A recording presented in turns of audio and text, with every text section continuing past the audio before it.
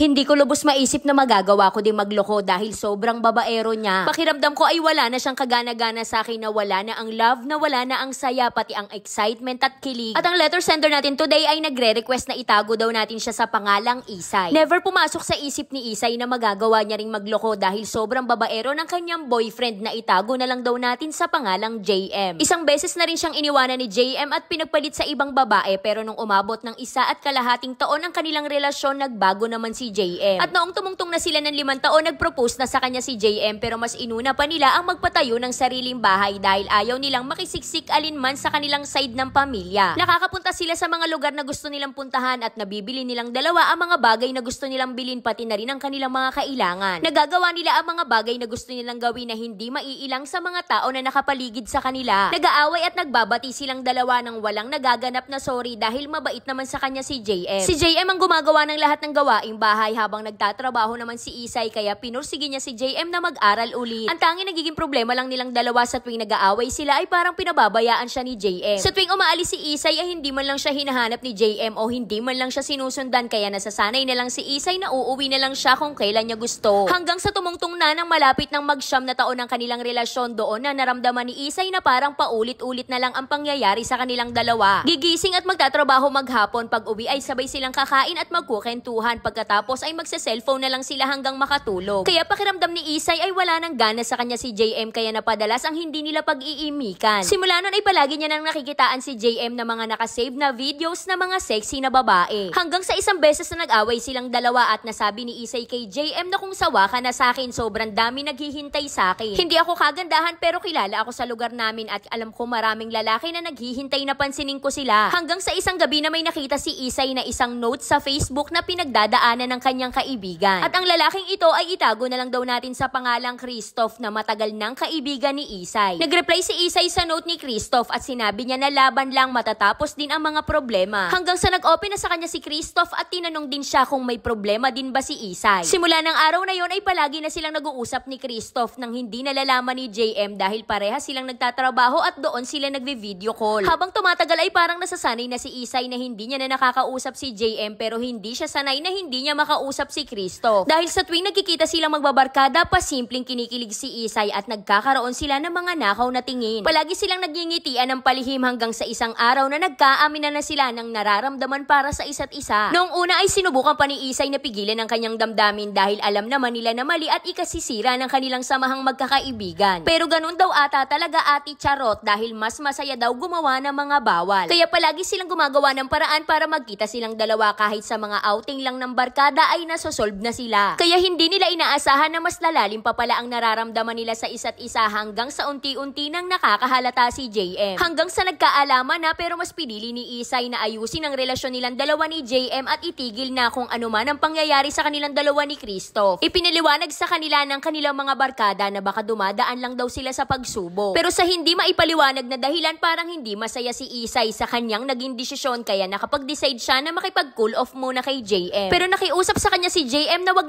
muna daw siyang aalis ng kanilang bahay hanggat hindi pa siya nakakapag-desisyon ng maayos. Pero si Christoph talaga ang hinahanap ng puso ni Isay, kaya hindi nagtagal ay muli na silang nakapag-usap ni Christoph. Kaya hindi na nila napigilan ang pagkamis sa isa't isa, kaya nagbalikan ulit silang dalawa. Kaya dito na nagalit sa kanila ang kanilang mga kaibigan, pero sa mga panahon na to ay bulag na bulag si Isay sa pagmamahal niya kay Christoph. Walang ibang pinakinggan si Isay kahit sobrang dami ng warning ng kanyang mga kaibigan tungkol sa pag-uugali ni Christoph. Sasayangin at sisirain niya lang daw ang kanyang buhay kasama si Christoph, pero si JM ay hindi pa rin nagbabago sa kanya. Pinagsisilbihan at inaalagaan niya pa rin si Isay, hinahatid at sundo niya pa rin ito sa trabaho. Ang tanging nagbago lang sa ugali ni JM ay nagsimula niya nang hanapin si Isay sa tuwing umaalis siya ng bahay. Nakapagpasya na si Isay na magsasabi na siya sa kanyang mga magulang na aalis na siya sa bahay nila ni JM at tutuluyan ng tapusin ang kanilang relasyon. At sakto naman na umalis si Christoph noon para sa kanyang trabaho at 1 linggo bago pa siya makakabalik. Kaya ang nasa isip ni Isay ay pagbalik ni Christoph galing sa trabaho ay sasama na siya sa kanya. Pero iba ang nangyari dahil pagbalik ni Christoph galing sa kanyang trabaho ay bigla niya na lang tinapos ang sa kanilang dalawa ni Isay at bigla na lang siyang iniwasan. Kaya dito na nalaman ni Isay na habang silang dalawa ni Christoph ay magkarelasyon, meron pala siyang ibang babae na kinikita. Kaya napaiyak na lang si Isay sa katangahang nagawa niya dahil paano kung sumama siya ng tuluyan kay Christoph. Pagkatapos ay kung paanong bigla na lang siyang iwanan, saan kaya siya pupulutin. Handa na sanang itapon ni Isay ang lahat ng pinaghirapan at pinagsamahan nilang dalawa ni JM pagkatapos ay malalaman niya na niloloko lang pala siya ni Christoph. Umiyak-iyak pa si Christoph sa kanyang harapan pati sa harapan ng kanilang mga kaibigan. Buong akala ni Isay ay mahal na mahal siya ni Christoph dahil kinaya niya na masira ang samahan ng kanilang mga kaibigan para lang sa relasyon nilang dalawa. Mabuti na lang at hindi siya basta-basta binitawan ni JM at hindi siya pinabayaan at inilaban pa rin siya kahit natatapakan na ang buong pagkatao at pagkalalaki niya. Kaya sa ngayon ay 10 taon na ang kanilang relasyon at graduating na rin si JM ng college kaya sobrang proud sa kanya ni Isay. At merong maiksing message dito si Isay na babasahin ko na lang para sa mga katulad niya na nasa long-term relationship. Hindi ako proud sa ginawa ko dahil alam ko na maling-mali, gusto ko lang i-share lalo na sa mga katulad ko na nasa long-term relationship na dumadating talaga sa pagsasama na parang nawawala na ang love, nawawala na rin ang saya, nawawala ang excitement at kilig pero wag magpapabulag sa mga tao na nasa paligid at palaging gamitin ang utak. Huwag puro puso dahil lahat yan ay pagdadaanan nyo pa lang pero bago mo pagdaanan yan ay matagal nyo ng pinagdaanan ng sobrang tagal mong karelasyon. Kung siya ay nagstay sa'yo ng sobrang tagal, yung bago mo ay hindi ka nakakasigurado kaya ayun yun.